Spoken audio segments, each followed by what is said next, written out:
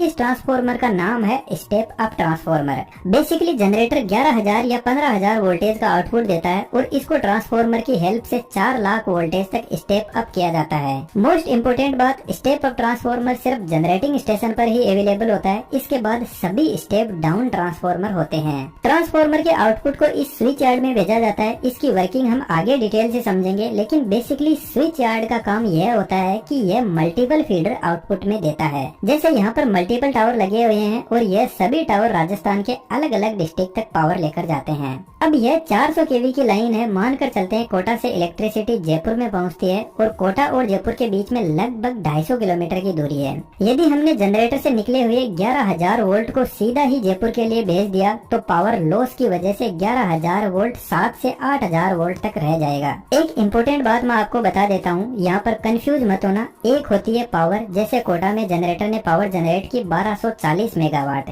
और इस 1240 मेगावाट में इतने वाट होते हैं जो आप स्क्रीन पर देख सकते हो। यदि हम इसको 1000 से डिवाइड कर दें तो इतनी बिजली की यूनिट यह सभी जनरेटर मिलकर बना रहे हैं। अब बिजली कंपनी का यही टारगेट रहता है कि यह पूरी की पूरी यूनिट हमारे घरों तक पहुंचे ताकि वह हमसे बिजली का बिल ले सके। लेकिन मान लो जयपुर पहुंचते पहुंचते यह यूनिट सिर्फ 1 लाख ही रह गई तो यह जो ऊपर के 24,000 यूनिट थे यह तो रास्ते में खत्म हो गए, जिसकी वजह से बिजली कंपनियों को नुकसान होता है। क्योंकि इस नुकसान का पैसा हम तो देंगे नहीं, हम तो हमारे घर का मीटर जितनी यूनिट दिखाएगा उसी के पैसा देंगे। तो यह जो पावर का लॉस हो रहा है इससे बचने के लिए वोल्टेज को बढ़ाया जाता है। एक्चुअल में पावर वोल्टेज और करंट का प्रोडक्ट होता है, तो पावर हमेशा फिक्स रहती है, लेकिन हम वोल्टेज और करंट को ट्रांसफार्मर की हेल्प से कम ज्यादा कर सकते हैं। तो जब हम वोल्टेज को बढ़ाते हैं तो करंट कम हो जाता है। अब ज्यादा करंट होता है तो ट्रांसमिशन लाइन का जो कंडक्टर होता है उसका टेम्परेचर बढ़ने लगता है।